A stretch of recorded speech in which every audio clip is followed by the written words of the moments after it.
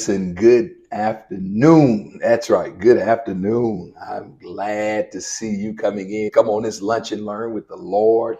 And I'm just grateful to God that you took some of your lunch break, or you're taking some of your lunch break just to spend time in the word of the Lord. Come on, do this for me. Like it, share it, send it to somebody else. I believe that this lesson is going to add some value to your life. And I'm thankful for God for the opportunity to dive into this word. Very familiar scripture. If you're not familiar with it, there's a gentleman by the name of Nehemiah. And I want to talk about him for a few moments. I think there's some nuggets and principles that can really help us in our everyday life, whether in ministry or the marketplace. And I really believe it will bless you. Good afternoon. Good to see you coming in. Good to see you the first Wednesday in a new month in June. Amen. At Kingdom Builders. Excuse me. We just celebrated 10 years on not yesterday, Sunday. We just celebrated 10 years. And so I'm just grateful to God, thankful to God. Turn to Nehemiah chapter 4, verse number 1. Nehemiah chapter 4, verse number 1. And I want to read it out of the traditional King James version. Just one verse. Nehemiah chapter 4, verse number 1. Good afternoon. Good to see you. Good to see you. Verse number 1 says, "But it came to pass that when Sanballat heard that we," listen to this, "builded the wall, he was wroth and took great indignation and mocked the Jews. When it came to pass that when Sanballat heard that we builded," listen to that, "the wall, he was wroth, took great indignation and mocked the Jews." That's right. Listen, I know it's lunch and learn with the Lord, but I got the Bible. I got the Bible with us on today. I want to talk for a few moments with this thought in our mind. Don't pause to brawl. Let me say that again. Don't pause to brawl. It is so interesting that the enemy knows that if he can't destroy us, he can distract us. He understands that I can't destroy everybody. But what the enemy will do is try to distract us with things that get us off focus and take our attention away from what is really important. And I'm saying this, I've learned this. Think about babies that you see sometimes crawling. When they're babies, they start crawling, and people will take some shiny keys, or they'll take something that's really shining that catches their attention. And a baby can be going toward their parent, can be going toward a sibling. And you can be on the other side of the room and just show them something that doesn't add value to their life. They can't use, they can do nothing with. And they'll stop crawling, sometimes sit there, or they'll take a beeline and head straight towards something that's shining. All the keys are just a distraction to keep them from being focused. And I'm saying this to us today because the enemy wants to distract us so that we will destroy ourselves. If he can distract me with discouragement, if he can distract me with low self-esteem, if he can distract me with bitterness, if he can distract me sometimes with good things, it may not be sin necessarily, but it may not be in line with my purpose right now. And he knows that if I can get you pulled in so many different directions, I can get you off focus and ultimately delay not just your development, but delay the ability or your ability to see the promises become a manifested reality in your life. And so the enemy won't, come on, put it in the chat. I will not be distracted. I will not be distracted. No, I'm not going to be distracted, because that's what he wants. Whatever your dreams are, whatever your goals are, your ambitions, I can't allow things that may be positive and good to stop me from seeing them come to pass. So I've got to have tunnel vision. I've got to be focused on my purpose, on my assignment, so that I'm not easily pulled away. Look at this text. It blesses me to look at it, because there's so many things that takes place in this particular chapter. When you look at the life of Nehemiah, and you look at the life of Nehemiah and everything that went through, I want to talk about three things that take place in every person's life that has purpose. When you're surrounded by people that want to distract you. Think about this. He's living in comfort. Nehemiah's good, but he hears that the city that he belongs to, the people he belongs to, are having a hard time. He hears about what's going on, the calamity there. And here's what he does. He leverages his favor. Come on, I want to pause there for a moment, because the Bible tells us in Luke, I believe it is, that Jesus Christ, the Son of God, grew in stature, listen to this, with favor with God and man. There are some things that only God can do, but there are some things that God will use man to do on our behalf. Nehemiah went to the person in charge and he just makes a simple request. Think about that. He has favor with God, but he has favor with man. He goes to him and leverages his favor. He's good, but he wants something better for somebody else. And Nehemiah says, will you just grant me the opportunity to go back and build? The king asks him this, and this messed me up when the king says to Nehemiah, what would I do? What do you want me to do? Can I ask us a question? It's a kingdom thought. If you get access to greatness and they give you a blank check, what are you going to fill it out for? Come on. If the person that you admire the most, the person, your mentor, takes about 10 minutes just to give you an opportunity to share your heart, what are you going to say? Here's why I'm asking that. Because if the king gives you a blank check and says, what do I do? We need to have something worth listening to. Oh my God. It can't just be, I need you to pay my bills. It can't just be, I need you to heal my body. Now, I understand sometimes we go through those moments where we have to, where we're going through seasons where right now, Pastor, it's hard for me to focus on the outside. I'm trying to get myself together. But as we mature, the prayers can't just be about us. It has to be about somebody else. Is the request big enough for the king's attention? Oh, look, listen, put it in the chat, please. I'm going to put it in there. Is the request big enough for the king's attention? Because if it's something you can do yourself, you don't need the king's authority. If it's something I can make happen myself, I don't need the King of Kings authority. Ooh, my request must be big enough to bring the king in on what it is I'm believing and asking him for. Nehemiah goes in and he asks the king. The king asks him, rather, what do I need to do? I'm looking at your countenance. What should I do? And he asks for wisdom, asks for favor. Grant me the permission. Give me everything I need to go back and build the wall. Listen to this. Here it is. Some things you need to remember. One thing, here it is. Here's what they did. They called them feeble. What did the haters call them? They called them feeble. They said 5 negative things about them, and I need you to write these down. Always remember, number 1, don't be moved by people's mockery. You're in another relationship. You know you just got divorced. Have you properly healed from it? You're at a new job. Come on, just last week, let me show you. Just last year, you posted that this job right here is the best one you've ever had. You just posted a picture of you and your new boo and babe. Now you got somebody else.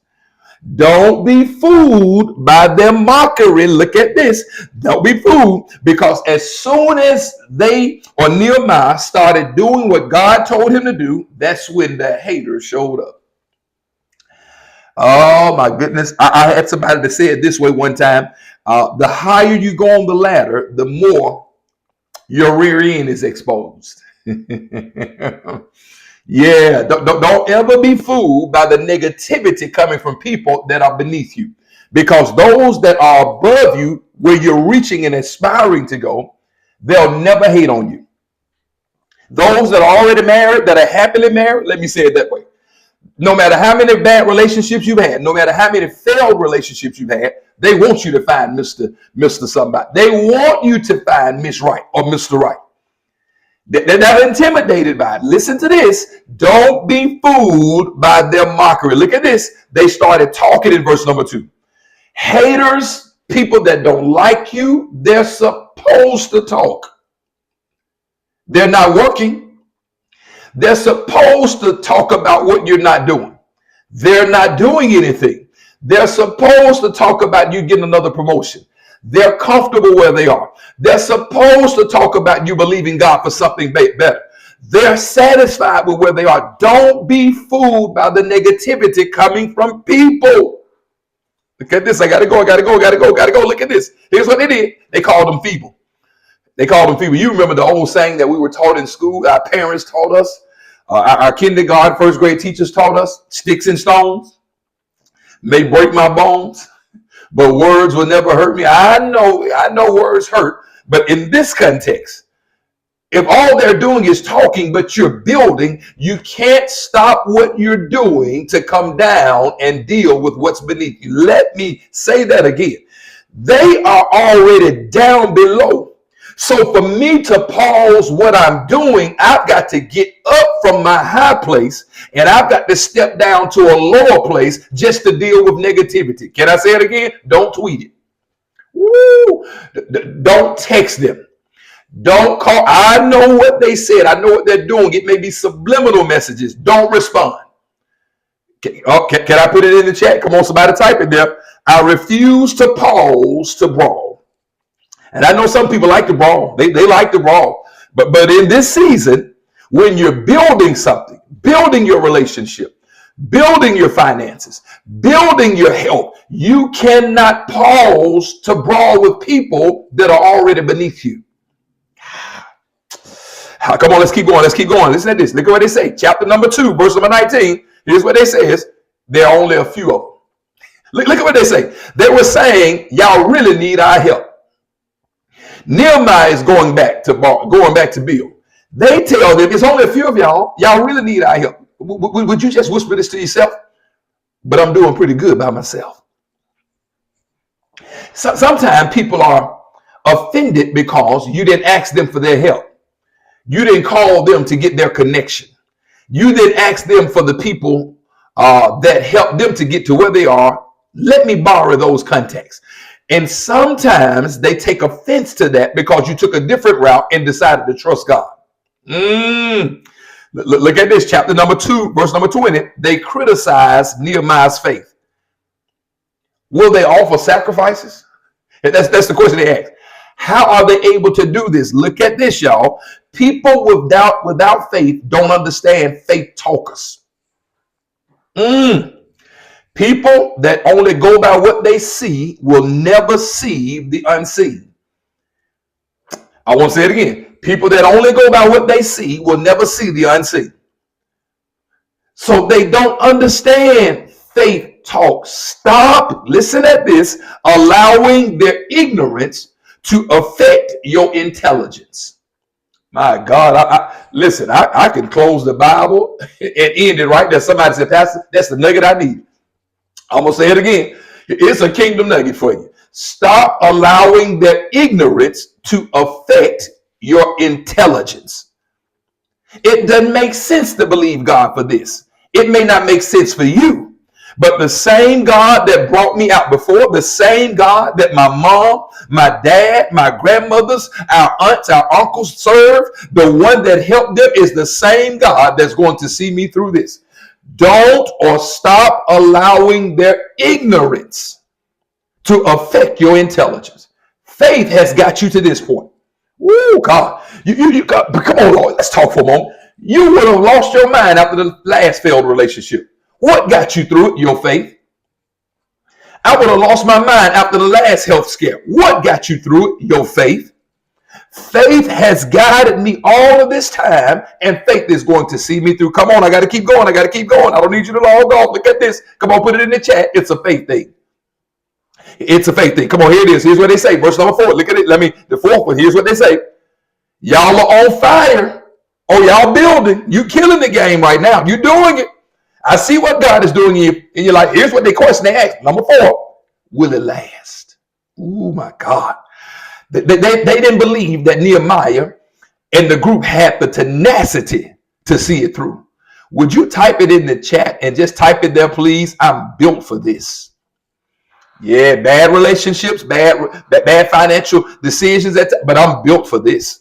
I didn't lose, Pastor. I learned. What are you saying? They don't like the fact that you're not doing what they used to do. They don't like the fact that you stopped going to the club with them. They don't like the fact that you stopped cussing people out when it came across your mind. And here it is. They're asking, you on fire? I see you in Bible study. I saw you logged on to Lunch and Learn with the Lord. I see you. I see you sitting at your cubicle with your cheese cracker. I see you. I see you. I see what you're doing. I see you posting scriptures now. Here's my question. Will it last? If she breaks your heart, will you revert back to who you used to be? If he breaks your heart, will you revert back to who you used to be? I see you now. You're killing it now.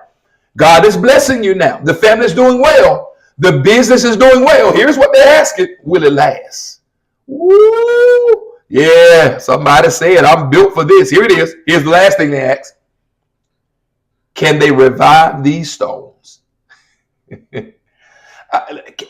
All negative people can do is talk.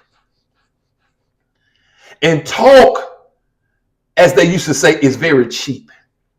And I want to speak to somebody right now. I got to close. I got someone I have to do it next time. But I want to speak to somebody and tell you, you're doing a good job. As Nehemiah began to pat himself on the back, he must have heard David when David said, sometimes you got to encourage yourself.